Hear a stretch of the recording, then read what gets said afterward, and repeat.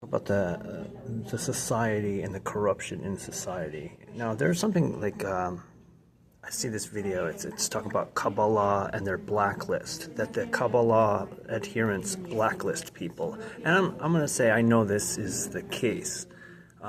For one, in Berkshire County, in the city of Pittsfield, even the whole county, I think there's like only 180,000 people in the whole county.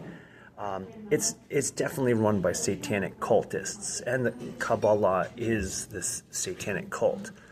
So, in my understanding, like I knew about 50 people there. I moved there when I was 18, and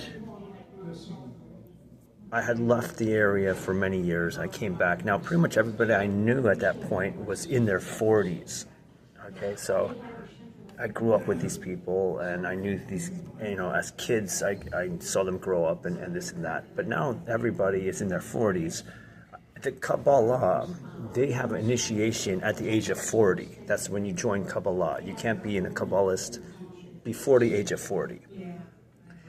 And the interesting thing is, I kind of put it together that that's what happens in this Berkshire County. Everybody joins this cult at the age of 40. Someone who I knew, I grew up with him. I knew him for very well for many years.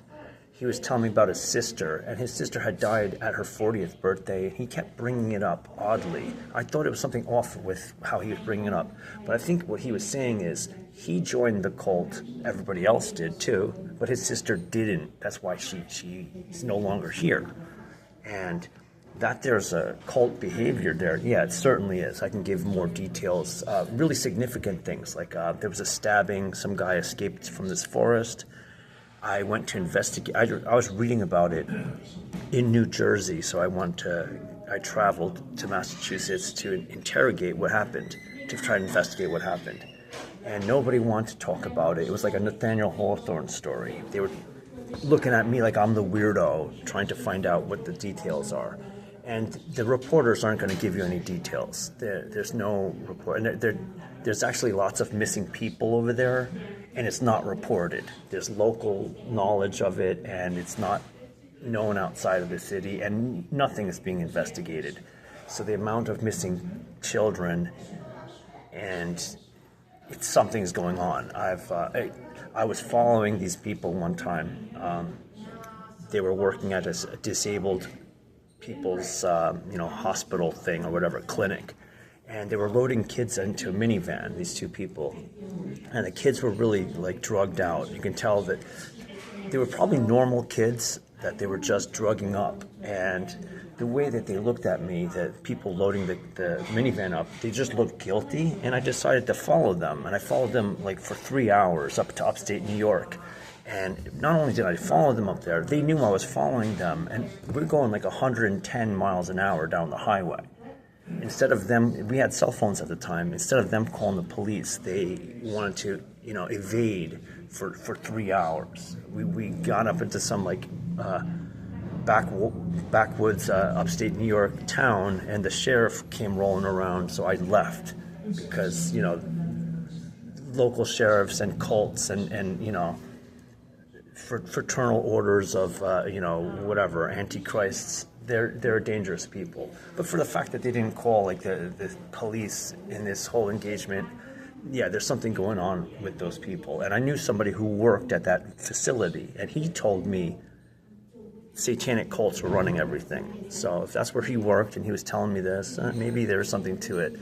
I can even go in further details about people I know who have done very criminal things, and apparently the courts don't have any issue with criminals of that sort.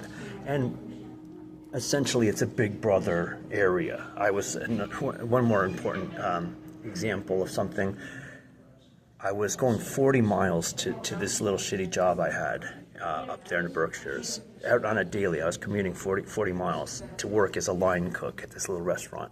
But the owner of the place, he was telling me, like, he's like, oh, I want to help you out. He was paying me just to be his, like, personal assistant. Okay, I didn't have to work. We were just hanging around. He'd talk to me. He's like, look, man, I'm trying to help you out. He's a Chinese guy, and he's probably Chinese mafia. That's what it seemed to be, that their restaurants weren't really very busy. yet they still have millions of dollars. Yeah, they're probably mafia. But a coworker at this job, this is like 18-year-old waitress, she kept singing these songs that I was listening to at my apartment far away that were so obscure that like it's coincident, every day. So they're kind of like saying like, yeah, we know what you're doing in your apartment. We're watching you, is what it was. And she's only 18 years old, but she's obviously aware of whatever else is going on. And my point being is this kabbalah blacklisting that this rabbi is talking about, as if it's a divine calling. This is God. No, these are the occult Satanists, and they are really openly running the churches. All the churches are satanic. They're not Christian churches, all of them. The evil stuff you see on the news is 100% embraced by the church, which is 100% evil. You can use the term pure evil because, for one, these people are definitively evil. For two, they think they're pure. So you can use the term pure evil. It's not a rare people. There's billions of these people. They're irrational and evil. Even openly, this guy's his little YouTube church, and he's openly saying that the faithful people are supposed to be martyred to the godless people. The godless people should be martyring the faithful people, and that's what their church is actually doing. If you understand, 15 years ago, you're looking at the U.S. World War engagements. They were killing Christians all over the world. The U.S. military, that's what they're doing. They're going into these countries, and then they're massacring millions of people. Hundreds of thousands of people are getting killed. Christians are getting killed.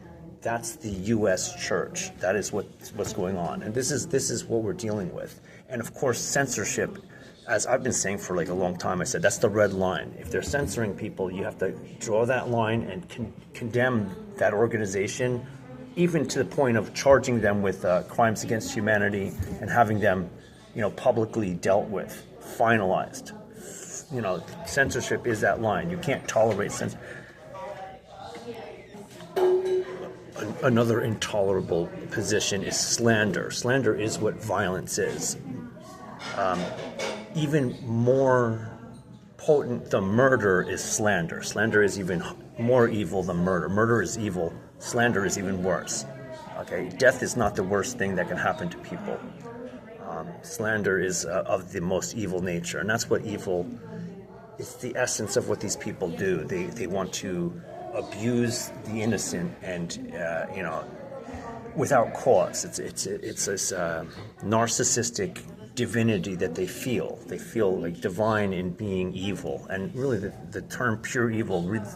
It is being utilized by people commonly now. You see all kinds of denominations of people using the term, but it should be understood properly what pure evil is, because these people are calling humanity evil. This is the long history of the church, is condemning humanity. How many mathematicians are being martyred by the church? Think about a mathematician is being martyred by the church. That's pure evil.